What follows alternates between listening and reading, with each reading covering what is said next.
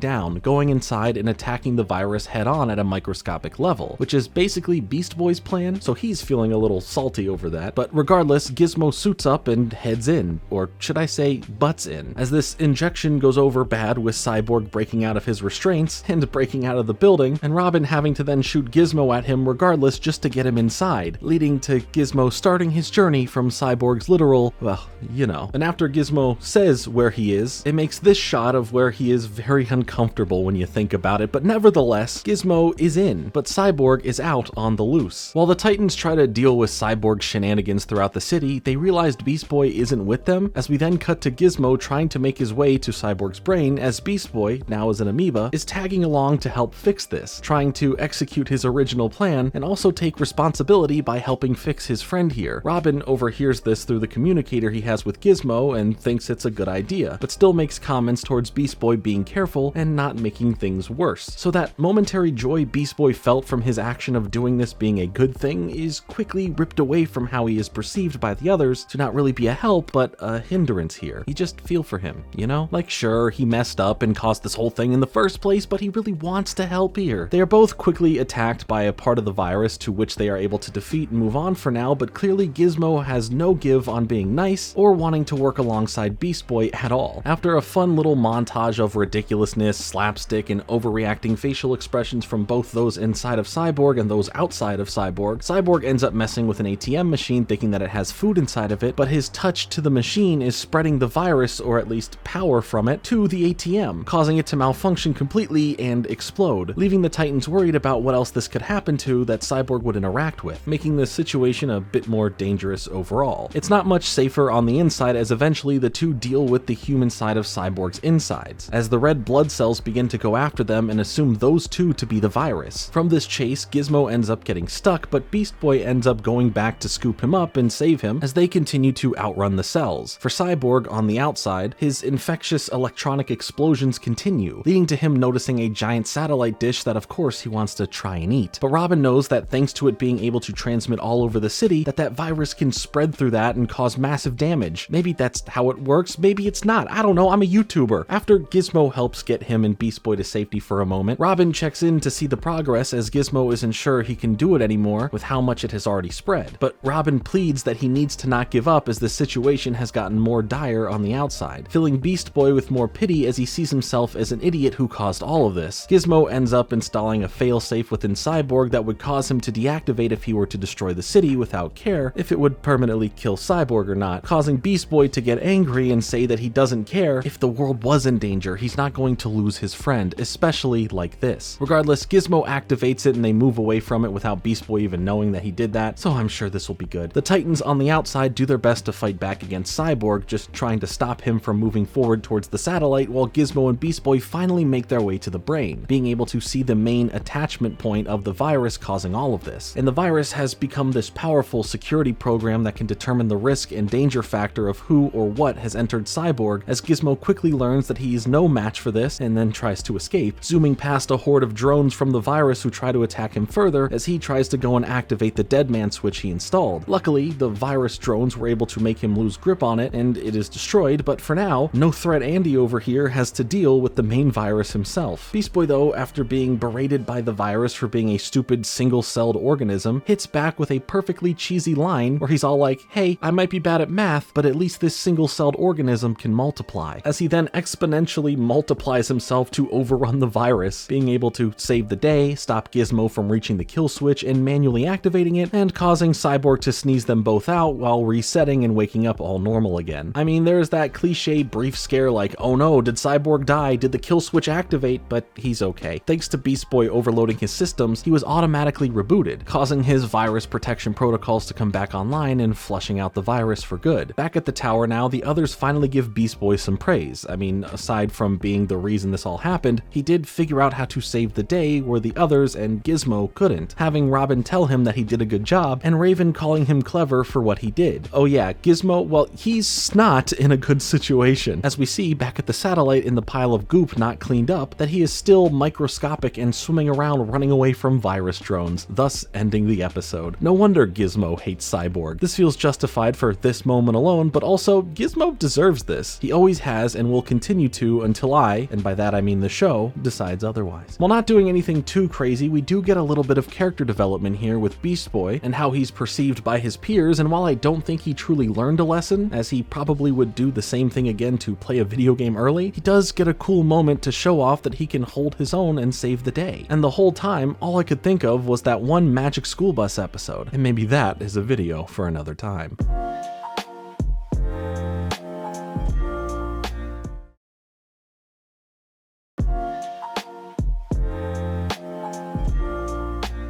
Nothing here either. Our next episode, titled Haunted, takes things back to Robin's obsession with Slade, and if what he thinks is happening is real or if it's because he can't let go of the past. Also, right off the bat, we get to see the caterpillar again, I promise, soon. But it's a late night and Robin is up looking over the cameras in the city, with no clear sign of what he's looking for as Cyborg tells him to just go to bed, as he sets the security system on for the night. As time passes, Robin heads down to the basement looking through boxes, showing us the reveal of him having a box full of Slade's items, from his weapons to his mask. Cyborg ends up catching him looking at all this stuff, saying that there is nothing left of him, he is gone. But Robin isn't so sure of that, feeling like there may be a chance since he was never found or captured after the events involving Terra last season. Cyborg really pushes Robin to understand that Slade is gone, and there is nothing to worry about regarding him anymore when suddenly the alerts go off for something that the Titans have to handle, as the camera then slowly pans in to Slade's mask, alluding to something with Slade still being there. The alert ended up being none other than Cinderblock, good to see him again, in a standoff with police as the Titans come to intervene. This fight scene is awesome. It's mixed with some amazing visuals and kick-butt action, leading to Robin being knocked off of a cliff and into the woods below as the fight turns into a giant fireball of an explosion, in a way almost looking like a volcano, which is the way Slade is thought to have perished. But uh-oh, Robin in the woods below sees a shadowy figure zoom by him, catching his attention. Who could that be? Well, surprise, it seems to actually be Slade, sending Robin on a chase to go get him, with the lightning strikes from the storm raging on, having him seemingly vanish every time Robin gets close, as we hear the taunts of Slade calling Robin too slow. After not being able to lay a hand on him, Slade stops him, saying the whole point of setting Cinderblock free was to get his attention for this private conversation. As Slade then gives some details about these seismic generator detonators underneath various parts of the city along fault lines that are set to go off within a few hours to cause a massive earthquake, one so powerful that it should destroy the whole city, making this situation extremely bad. Robin tries to attack Slade again, but once more he has just disappeared, with the others catching up to Robin and wondering why he didn't come back to fight Cinderblock with them. He claims that it was because Slade is back, as Cyborg questions if he's sure. I mean, come on, it is coincidental that they were just talking about this earlier and now it surprisingly is the core root of the issue after so long of not having to deal with Slade since he was perceived dead. The Titans, although confused as to how he could have survived, take it at face value and believe Robin, as he gives them orders to where to look for the detonators while he takes Starfire and wants to go after Slade. This is a dangerous slope for Robin to go down, and we just had the whole Red X episode that gave us more clarity on his character growth overall, so this could easily set Robin back if it turns out to just be more mind games Robin has to deal with from Slade, regardless if he's alive or if it's all from beyond the grave. The others all report in from the same locations Robin was told the detonators would be at, but they are not there, almost as if they never existed at all. Robin, in a fit of rage and with his Slade blinders on, sees him in a clearing in the forest as Starfire is confused and concerned for his attitude and him now running off. Robin gets into a fight with Slade, or at least tries to, before he runs off, going right past Starfire as Robin tells her to go get him, but it's as if she didn't see him at all. In a greater fit of rage now, Robin grabs onto Starfire's arm, causing her to exclaim that he is hurting her, but he ignores this, berating her with how come she didn't do anything, how come she just let him get away, as you feel this rage build up further and further within him. And the rage only stops when Starfire tells him that there was no one there. We then cut to the others who have come together saying that they have each found nothing and think that Slade is just messing with them, as Starfire joins them, saying that she doesn't think Slade is behind this at all and that Robin is going off on his own to go search for Slade or get some sort of answers. So that's great, back to the old ways,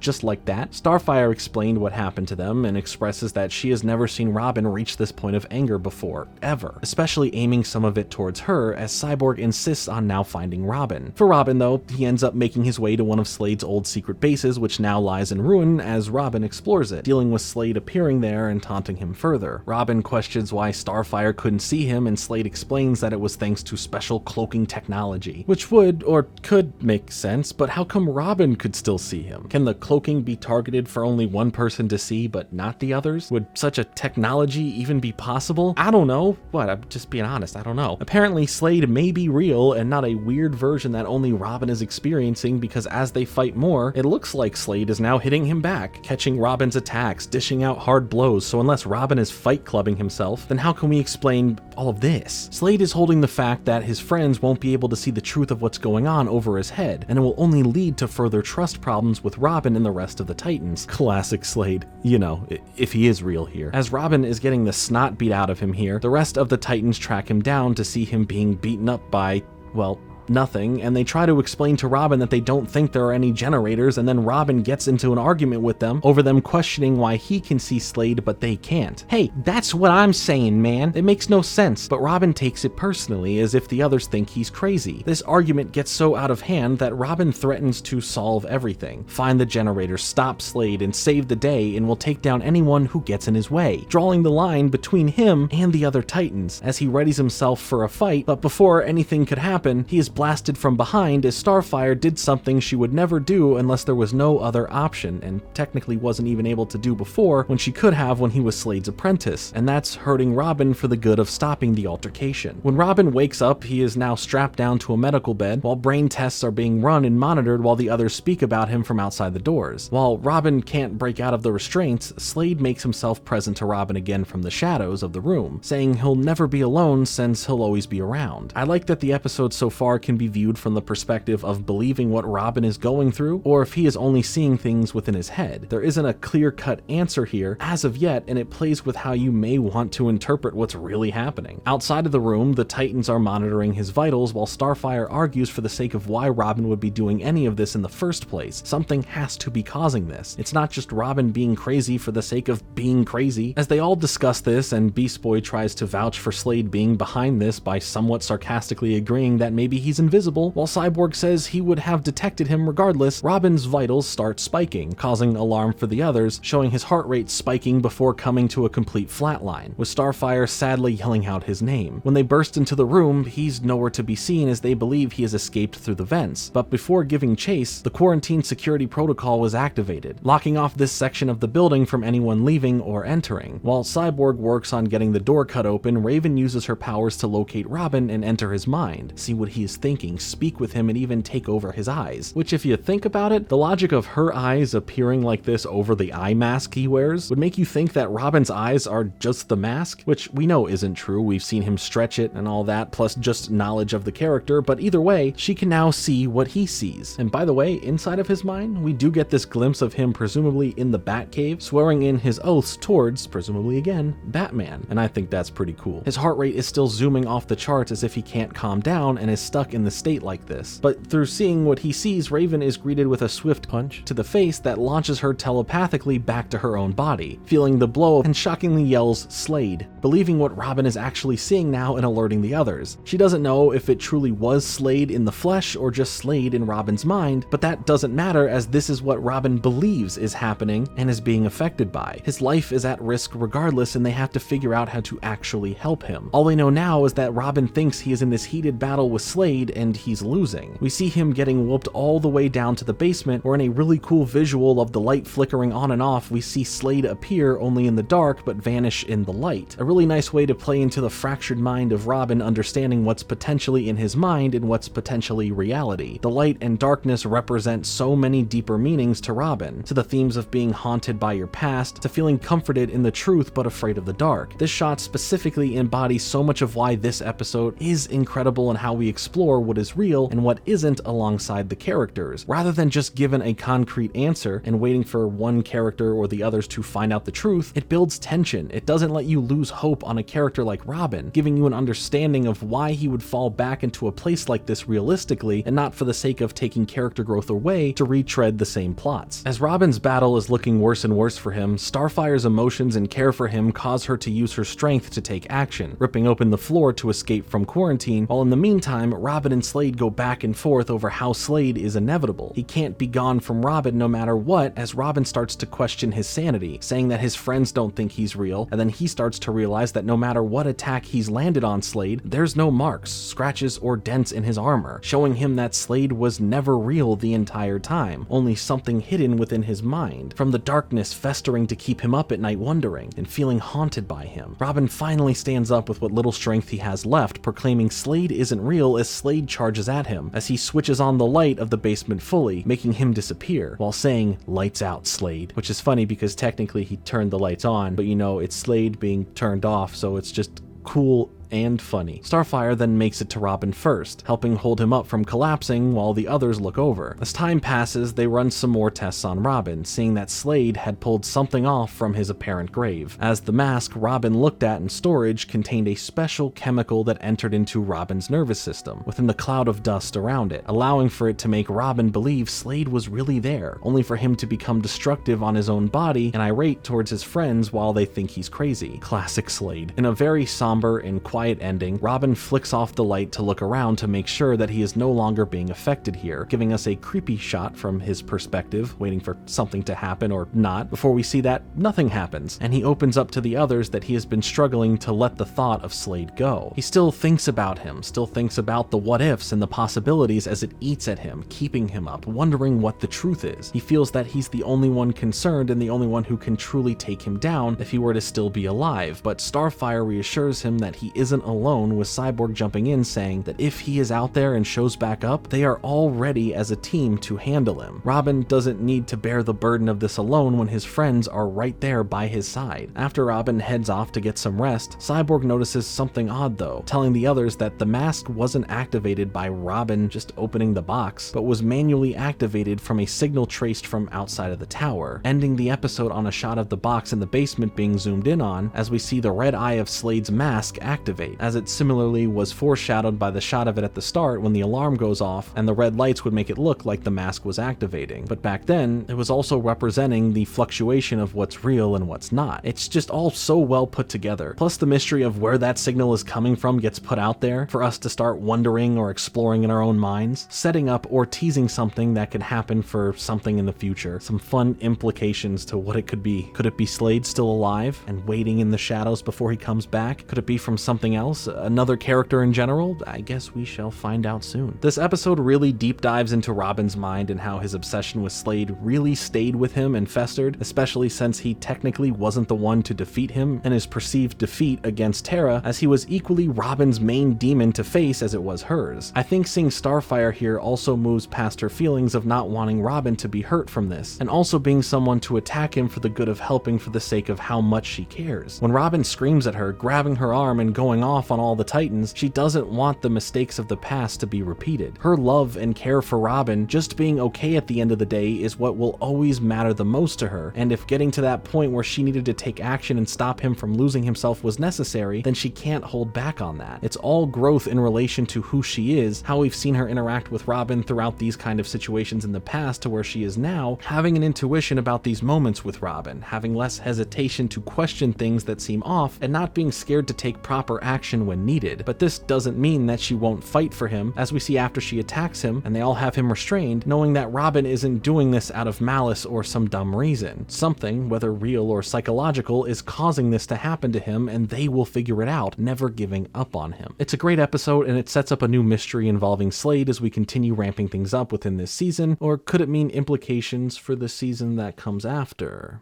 Oh, sorry. The next episode, titled Spellbound, refers to Raven's fascination with a new character we are going to meet and is a clever play on her spell-based abilities. We start off with a mysterious character with white hair who claims his name as Malchior as he takes on a dragon while using similar spell powers to Raven. But before we get a real resolution from the battle, we cut to an alarm going off for all the Titans as they need to head out on a mission, and this whole scene we just saw was through a book Raven was reading. Their mission here ends up being a fight between the enemy Cardiac, a robotic monster resembling a human heart that for whatever reason wants to go and take children. Luckily, the Teen Titans show up to stop this from happening, showcasing some awesome team-up moves that ultimately don't do too much to help, as Raven then just gets fed up and annoyed at how long this is all taking, using her powers to dismantle Cardiac and send its parts scattering around. She quickly then sits back in Cyborg's car asking to go back to the tower already, as the others are just kind of like, oh yeah, sure. But Cardiac's scattered pieces aren't defeated just yet, showing this broken heart still having a beat to it, just now hidden within the sewers. Raven really wanted to get home to continue reading her book. I mean, imagine getting pulled away from the finale of your favorite TV show right before the climax hits. You'd be pretty annoyed and just want to get back to it, so I can't blame her. Even more annoying for her is that every time she tries to continue on her reading, everyone from the team comes to knock on her door. Sure, they are there for nice or good things like Robin wanting to make sure she's okay, Starfire wanting to hang out, having some more bonding time, and Cyborg and Beast Boy wanting her to get involved in their new sport called Stank Ball, to which she declines. She pushed away all of them as she just wants to read her book. But after rejecting Beast Boy and Cyborg, Beast Boy says to her, why can't you just have fun like normal people? Continuing on to push this towards her, always being hidden away in her room and referring to her as creepy. But instead of getting angry and fighting back, we see a hurt Raven on the other side of the door, clutching onto her book, saying to herself that she isn't creepy, she's just different. Alone, she wishes for someone that gets her, gets where she is coming from, and is like her, and right on cue, her book speaks back to her saying there is, causing a moment of shock, naturally. I mean, we've seen so many unbelievable things happen in this show, but if a book starts talking to you, that's where I draw the line. But this book and Raven start having a conversation as she comes to find out that this book actually contains the person from the story that she's reading about, soul, or body. If it's the whole person trapped, you wouldn't just say soul, right?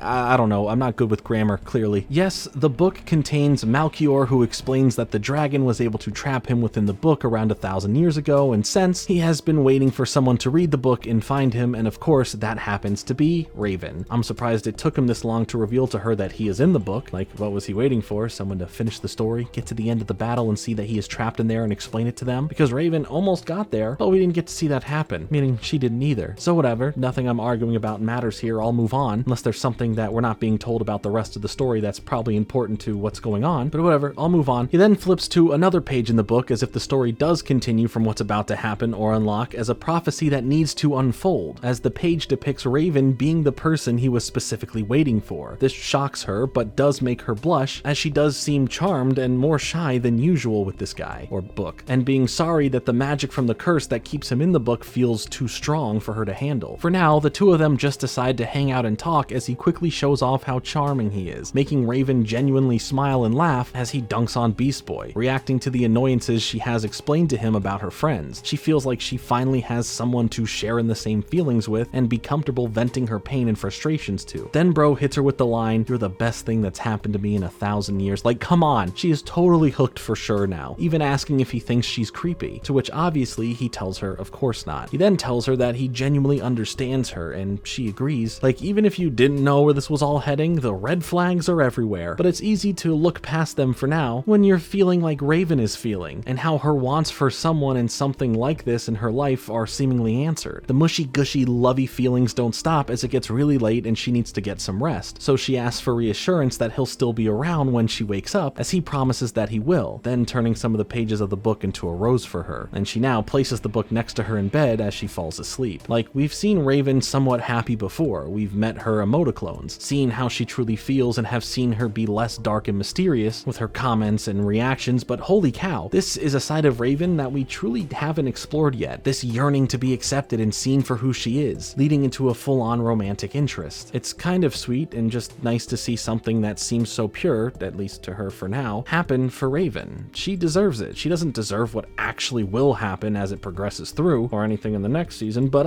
let's wait. The next day, Beast Boy heads over to Raven's room again, wanting to offer an apology for his comments, and is concerned about her since she hasn't left her room for most of the day yet, only to be met with silence. He listens in close to hear the whispering of another voice as Raven and this other voice pretend to not be there, but eventually, through his persistence, Raven, in a terrifying way, opens the door to tell him that she's better than ever and it's only her in the room with a really good book, dismissing Beast Boy's concerns about her and his apology. She closes the door and tells Malchior that Beast Boy won't bother them again, as Beast Boy outside of the door overhears that and gets the hint about Raven having another person, at least in his view of the matter, in the room with her when she said there wasn't. But now let's start getting to the freaky stuff, as over time, Malchior has been teaching her some powerful new spell, one that can help out with the situation of him being stuck within a book, forcefully even cutting some of her hair and putting it into the spell mixture, as she gives no second thought about it over her infatuation with him and all of the spells he's learned through his 1,000 years of imprisonment. So yeah, this book was reading other books, I guess. He disguises the use of her hair in the spell by saying it needs to be the hair of a beautiful girl, flustering her that she was called beautiful, as by now I feel the audience can start understanding the manipulation going on here if anyone hadn't already. He acts really thankful towards her and her help, making her feel good and useful and doing something nice for him. This spell is able to help give him a bit of freedom, creating a more physical body out of the pages to move around to an extent, but not a spell to fully break the curse, keeping him closely bound to the book. But it's a start for him.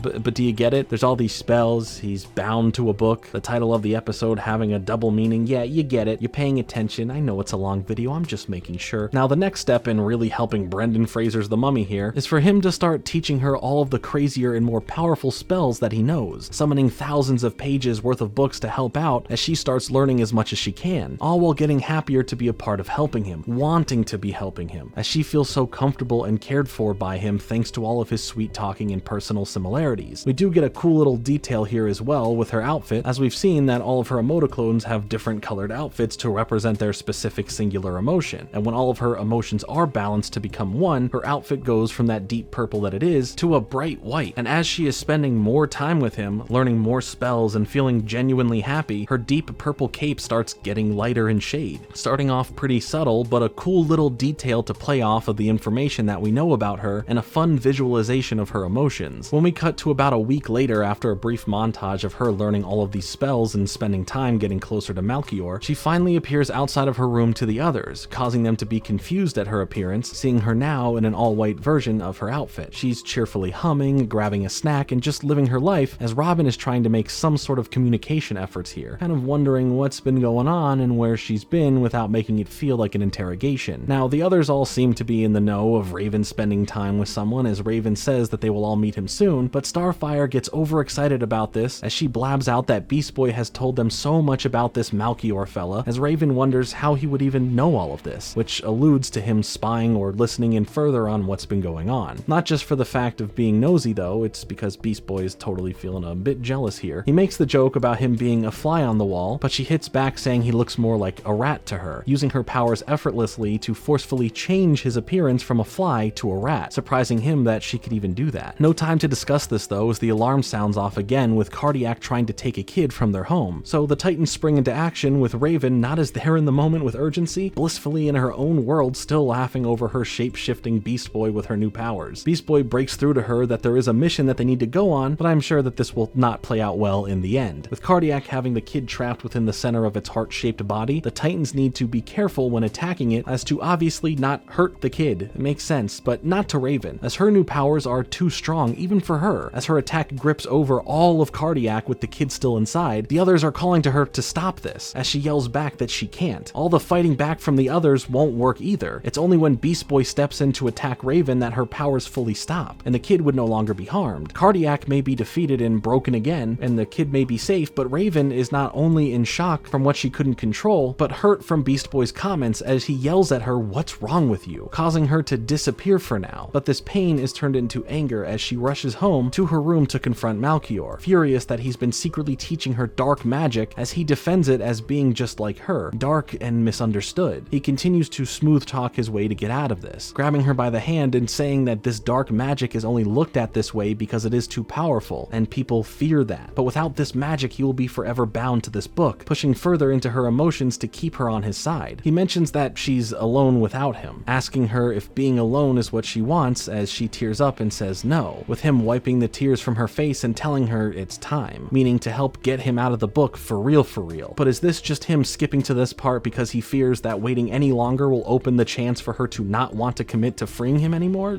Maybe, I don't know, it could be. He's manipulative as heck, and I don't trust him, but Raven does, so she goes along with it all, chants the spell and everything starts going crazy around the room, sending pages of the book flying everywhere, as she sees the page depicting the name of the wizard and the name of the dragon in the battle changing before her eyes to reveal that the name of the wizard wasn't Malchior, but instead it was the name of the dragon. See, that's why Malchior finally spoke out to Raven when he did, was to stop her from finding out this in the story, as the wizard ended up defeating the dragon by cursing the dragon to be trapped within the book, not the other way around. Anyway, it's too late. The dragon starts coming out and attacks Raven before escaping through the roof, as the other Titans burst into her room to find her in shock over how she had been played for a fool the entire time. As the others go off towards the dragon, Beast Boy tries to comfort Raven, but she cuts him off and somberly asks him to get out of her room, as she now sits alone in silence to internalize and deal with everything that had just happened, how she had been tricked and manipulated to give this dragon everything he wanted over the guise of being happy and made to feel normal and loved for who they are. With the skies now green, reflecting the return of this dragon and the dark magic used to bring him back, the Titans battle against it, but are easily overpowered by his ancient magical strength and power. Eventually, Raven joins the battle, ready to face the dragon with all she's got for everything he's done to her. But this dragon's power is beyond anything she's dealt with before, leading to him getting a grip on her and laying it in further that he no longer needs her, and this fighting back is pointless. But Raven doesn't give up like that. Sure, every spell she has just learned was taught to her by him, so he knows them all as well, but in her time left behind in the room, she took the opportunity to learn a curse, summoning back the same book he was originally trapped in, scaring him because he knows that he's not powerful enough to stop it or break out of it on his own, trying to attack once more, but Raven then chants out the curse, overpowering him and sucking Malchior back into this book from where he once came. When Raven lands back down on the roof of the tower, collapsed on her hands and knees, staring at the book in pain, her outfit reverts from the white coloring back to its original purple, as the true balance she thought she had was nothing more than a lie that has done more harm to her than it originally did good for her. She ends up locking the book away, as Beast Boy comes knocking on her door again, saying sorry to Raven as she doesn't understand what for, taking the blame for everything that had happened. But Beast Boy interrupts and says he's not talking about that, he's not blaming her, he's just sorry about Malchior breaking her heart, as she replies that even if it all was a lie, he's still the only person to ever make her feel like she wasn't creepy, and adds on that she doesn't want Beast Boy to stand outside of the door and tell her that she's not creepy, as he immediately replies that he won't argue that, and that she is creepy, like really creepy, but that doesn't mean she has to stay in her room and feel alone because she's not. Now, calling her creepy or really creepy doesn't sound like it's helping, but it's a way of saying that she's accepted for who she is no matter what. Probably could still be said and delivered in a better way, Boy, but regardless, this really helps Raven. She opens up the door, and to Beast Boy's surprise, she grabs him and gives him a big hug, which at first makes him blush because, well, you know. But then he remembers this is out of character for her and pushes out of the hug. In shock and not able to say anything, the moment is ruined by a fresh stank ball hitting him in the face from Cyborg down the hall, as Raven picks it up, smiles, and wants to join in on the fun after all. It's a really cute way to end the episode, and it finally starts building in those potential romantic feelings between Beast Boy and Raven. So who knows where this will all lead? It honestly is just a really solid look into Raven, who she is, how she feels, what she wants, and what she truly does have at the end of the day. After feeling so alone and different, to then getting this dream come true scenario to play out can make you blind to the realities of it all, never questioning the why factor because the joy of it feels too incredible to want to give it up or look past. It's understandable for Raven to fall into this, regardless of how fast it felt. Her emotions from a very vulnerable spot were played with, and then it would be easy to make her feel bad for not wanting to help him in the end for all the joy and more that he held over her for bringing to her. I like that Raven is such an intricate character, someone who doesn't truly know themselves and usually has to hide or push away any feelings to stay grounded as Raven the superhero, never leaving much time for Raven the person. Her meditation and alone time seem to help in combating worse feelings or anything darker from pouring out, but it's her friends that truly bring out who she truly is, for her to feel her best and to feel loved. Raven is such a cool character, and I love episodes like this that truly dig into her character further. Also, the potential Beast Boy and Raven having feelings for each other thing, it's good stuff.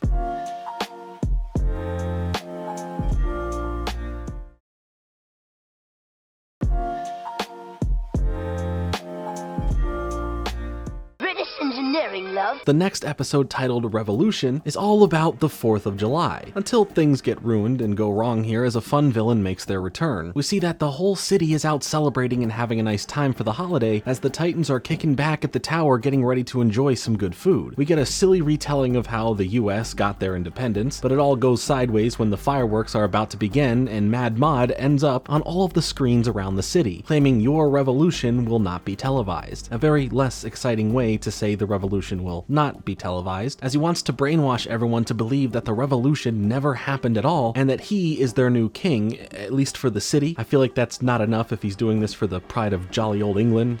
His words, not mine. The Titans look away, knowing not to stare into the hypnotism circles or whatever you call them, but Mad Mod goes on and on about everything he is trying to feed to all of those caught in the brainwashing, with the worst of all being the correction of calling cookies biscuits now. Ugh, no, that's disgusting. Also, Mad Mod is apparently on a train while broadcasting all of this that the Titans are somehow able to find instantly, as they just show up there to stop him. But this was what he secretly had hoped for, as he is able to trap Robin and himself away from the others as they get into a little bit of a tussle for his staff, a staff that he activates to shock both of them in the efforts of gaining his youth back by draining it from Robin and making Robin the old one. He then unlinks that bit of the train to blast off away while the rest of the train with the rest of the Titans goes off away on its own. Now that the Titans no longer have Robin and have to figure out stopping Mad Mod, reverting Robin's age back to normal and no longer having to deal with this world of theirs now looking like punk rock England black and white cutouts with the sky just being the British flag. It is really cool visually to see this pulled off, and I appreciate that it is one of the sillier episodes of the show that starts off with the Japanese version of the theme song to clue you into all that. It's good to have something a bit less serious to deal with for the episode, and Mad Mod is a cool villain to do that with. The Titans are already finding it hard to deal with everything being all British, and I am sure if you're British, you either enjoy the silliness of being poked fun at or aren't a fan because of the same surface level easy jokes that you probably hear all the time. Beast Boy, much like the last Mad Mod episode, ends up getting hit with the hypno screen, becoming British himself but realizing that it happened and hates it, all while having the British accent and vernacular. I even like that Cyborg calls him Brit Boy. So after dealing with the robot guards with guns and seeing how powerful they are to defeat, all the Titans run away and hide, where after being annoyed with the accent and personality, Raven hits Beast Boy, fixing him back to his regular self. After bickering about what to do, they do the American thing and take a vote for whose plan they should go with for moving forward, as Starfire's plan of finding Robin and making that the priority gets decided on. After a fun little montage of the group looking around the city trying to find him, which I'm sure was really fun to animate, they believe they have found him as Starfire rushes in to give Robin a big hug, only to find out that it's just like Plankton's meatloaf dinner last night. He's a hologram, as this was a trap for the Titans to fall into. A giant TV pops up as Mad Mod explains that Robin is with him and that, yeah, it's a trap, with a bunch of robot guards coming out to deal with the Titans. As they all get into a back and forth fight, dodging bullets, and some of them, Beast Boy, having a bit of US pride, Robin is stuck being forced to watch this all go down as he is stuck as this old man being annoyed by Mad Mod's antics. It only makes Robin more mad that Mad Mod is planning a full-on war to destroy his friends and for other takeover reasons. As the tanks are now brought in, the Titans retreat again to figure out what to do while Beast Boy goes off on more British terminology and makes the jokes about can British people even speak English. Yeah, like I said, it's silly, but it's all in good fun, right? Well, it's going to get visually sillier here in a moment after they start listening to Raven and try to be sneaky to get past all of the enemies, only to be caught by what looks like a giant puppet version of Mad Mod emerging from the clouds in the sky and absorbing the Titans into a hypno vortex for a funky montage. That was a sentence that I had just said, and now my brain hurts and I want a nap. But we move on. Through this montage, we see the Titans chasing Mad Mod throughout the US as he changes history to actually be like it never happened. Glad he's finally thinking bigger than just one city, and we see some historical events being rewritten to fit his new narrative. Somehow. Are they really seeing these moments, or is it like a visualization thing for what he's telling the others under hypnosis? Who knows? Is something the Beatles, Scooby-Doo, car doors. Every visual or gag that we've been seeing is a reference to something. Majority, obviously British, but it's throwing so much at you at once it's easy to miss some or just not have the knowledge of what it's referencing in general. All of that though was also on display for Robin to watch, and oh boy is he not happy. He's old and cranky. Between this and not making it to bingo night with the rest of the retired superhero community, Robin's really not having a good time this episode. The rest of the Titans are eventually able to find some shelter for the time being, as they are all sad about none of their plans working and confused as to how someone like Mad Mod could be beating them this badly. And we learn that Beast Boy knows even less about history than how little we had already thought he did based on his comments here about Washington losing to Napoleon at Pearl Harbor. And here's that visual. Don't worry, I made sure to make it at least tasteful. Starfire seems to be the most hopeful one here, which stands out as she's literally the only one not from here. She's not even from this planet, but she understands what Mad Mod doesn't understand about those who do not learn from history being doomed to repeat it, as she then goes on about what America is really all about, and how a place filled with so many different and unique people make up one country, and how compromise between so many ideas can bring forth something that works. And as nice as that is, it definitely doesn't feel like it. Sorry, Starfire. This helps them figure out that instead of each of them having one plan to try at a time, that they need to collectively have one plan that they need to come up with together. Now we cut to Mad Mod out on parade saying hello to all of his hypnotized subjects, as he also continues to tease Robin. But this all gets stopped thanks to the Titans attacking some of the screens, setting free the hypnotized state of the citizens, as the Titans now go after Mad Mod, attacking him and trolling him with stuff like even the British don't like him. Ouch. A huge fight breaks out as he sends a war at them, as they have to face planes, tanks, and Automo humans, all in spectacular fashion as they use teamwork and tactics to take them all down. But Mad Mod is looking at this whole thing as a giant chess game, as if he's plotting out the war, resulting in the capture of the Titans. But this was part of their plan. Once Mad Mod thinks he has won and questions where Beast Boy is, they spring him into action as their plan here is to help from above, with Beast Boy coming down attacking him as a squirrel so Cyborg can send off his arm to grab the staff and get it to Robin. Even though Mad Mod's forces are able to hit Cyborg's arm and force the staff to drop from the sky, Robin ends up the one catching it after saving up all of the strength that he could for the best opportune moment. He activates it, reversing their ages as he then breaks the staff, causing all of the British rule here to collapse around them and stop Mad Mod's whole big takeover. Then Robin hits him with the line, "Just like old times, huh?" Which could have so many double meanings. Just like the last time they fought, just like the last time the countries were at war. Either way, the Teen Titans have saved the day, and Starfire goes in to finally give Robin that big hug she wanted to give him earlier, just being happy that he is safe and back to his regular age once more. But we need one little gag to finish things off here, and that's after they are distracted for one moment being happy, that the day is saved. They notice that Mad Mod tried sneaking away but didn't get very far before they notice him. His pants fall down and then they comically chase him away to end things like that. And like I said, it's a silly episode with some really cool and crazy visuals that does feel nice to break up some of the more serious, tension-filled episodes that we're getting. The main lessons here that I can see are the whole those who don't learn from history are doomed to repeat it, and everyone can come together to solve a problem rather than only being limited to singular ideas or something. There's a better way to word all of that, I'm sure, but you get what I'm saying, right? Anyway, it's like a little breather that's also technically a holiday special if you think about it. I wouldn't think too hard about it, just enjoy it. I am